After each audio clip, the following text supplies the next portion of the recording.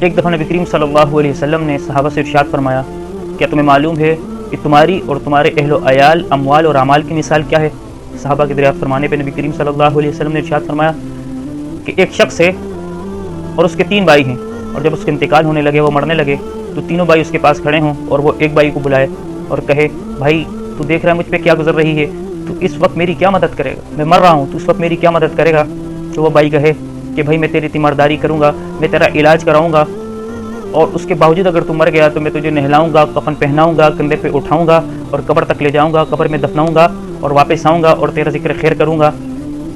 فرمایا کہ یہ بھائی تو تمہارے اہل و عیال اور رشتہ دار ہیں۔ فرمایا کہ یہ بھائی تمہارے اہل و عیال اور رشتہ دار ہیں۔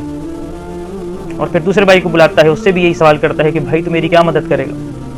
تو دیکھ رہا ہے مجھ پہ کیا گزر رہی ہے، میں مر رہا ہوں، میں دنیا سے جا رہا ہوں، میں مر رہا ہوں، تو میری کیا مدد کرے گا؟ وہ کہے گا کہ بھائی میں تیری اتنی مدد کر سکتا ہوں، جب تم مر جائے گا میں کسی اور کے پاس چلا جاؤں گا۔ فرمایا کہ یہ بھائی مال ہے۔ اور پھر تیسرے بھائی کو بلاتا ہے اور اس سے کہتا ہے کہ بھائی میں مر رہا ہوں، تجھے پتہ ہے مجھ کو کیا گزر رہی ہے، تو میری کیا مدد کرے گا؟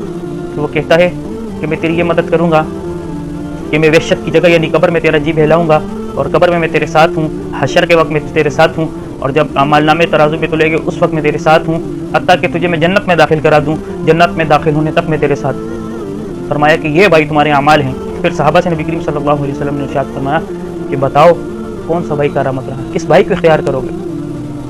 صحابہ رضوان اللہ تعالیٰ عنہم اجمعین نے فرمایا یا رسول اللہ پہلے 2 تو بے فائدہ ہی رہے، تیسرے بھائی اس لائق ہے کہ اسے اختیار کیا جائے۔ تو پتہ یہ چلا کہ مال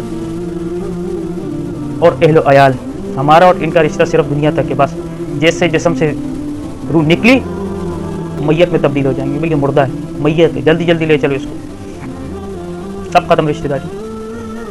یہی لوگ جن کے لیے اس نے نہ حلال دیکھا، نہ حرام دیکھا، نہ دن دیکھی، نہ رات دیکھی، نہ اللہ کا حکم دیکھا، نہ نبی کریم صلی اللہ علیہ وسلم کا طریقہ دیکھا، ان کو اور اس کا تعلق صرف موت تک ہے۔ جیسے روح جسم سے پرواز کی روح نے تو بس ساری رشتہ داریاں ختم۔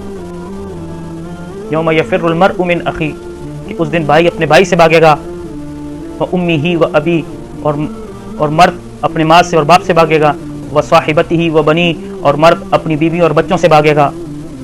لکل امرئ منہم یومئذ شأن یغنی، اس دن ہر شخص کو ایسی فکر لگی ہوگی جو اسے دوسروں سے لاپرواہ کر دے گی۔ ہمیں یہ نہیں کہا جا رہا رشتہ داروں کو چھوڑ دو، نہ ہمیں یہ کہا جا رہا ہے کہ بیوی بچوں کو چھوڑ دو، نہ یہ کہا جا رہا ہے کہ ماں باپ کو چھوڑ دو، نہ یہ کہا جا رہا ہے کہ بہن بھائیوں عزیز و اقارب سے رشتہ داریاں ختم کر دو، نہ ہمیں یہ کہا جا رہا ہے کہ مال کمانا چھوڑ دو، اعمال ہی میں لگ جاؤ۔ نہیں، ہرگز نہیں، بالکل غلط سوچ اور غلط نظریہ۔ ہمیں یہ کہا جا رہا ہے کہ مال بھی کماؤ، رشتہ دار عزیز و اقارب کو بھی دیکھو۔ حدیث میں آتا ہے کہ جس نے رشتہ داریوں کو جوڑا اللہ قیامت کے دن اس کو جوڑیں گے، من وصلہ وصلہ اللہ ومن قطعہ قطعہ اللہ، جس نے رشتہ داریوں کو جوڑا اللہ قیامت کے دن اس کو جوڑیں گے، اور جس نے رشتہ داریوں کو توڑا اللہ اس کو توڑیں گے۔ سب چیزیں لے کے چلنی ہیں، لیکن اپنی مرضی سے نہیں، اللہ کا حکم اور نبی کریم صلی اللہ علیہ وسلم کے طریقے سے۔ ہمیں ہمیشہ اسلام نے جس چیز سے منع کیا ہے اس چیز میں مبتلا ہونے سے ہماری اور ہماری نسلوں کی بربادی ہوئی ہے، اس کے علاوہ کچھ نہیں۔ جس چیز سے اسلام نے ہمیں منع کیا ہم نے اس میں مبتلا ہوئے تو ہماری نسلیں برباد ہو گئی، ہمارے کاروبار تباہ ہو گئے، ہماری زندگیوں سے چین اور سکون چھن گیا، ہماری رشتہ داریاں ساری تیل لینے چلی گئی، ہماری خود اپنی زندگی جو ہے وہ گولیوں پہ آ گئی۔ یہ گولیاں کھاتے ہیں تو نیند آتی نہیں، تو نیند ہی نہیں آتی۔ سب کچھ ہونے کے باوجود، اعلیٰ مکانات، اعلیٰ گھڑیاں، اعلیٰ رہائش، اعلیٰ تجارت ہونے کے باوجود زندگی میں سکون نہیں ہے۔ اس کی وجہ کیا ہے؟ کام سارے کیے لیکن اپنی مرضی سے کیے، اللہ حدود اللہ کو نہیں دیکھا۔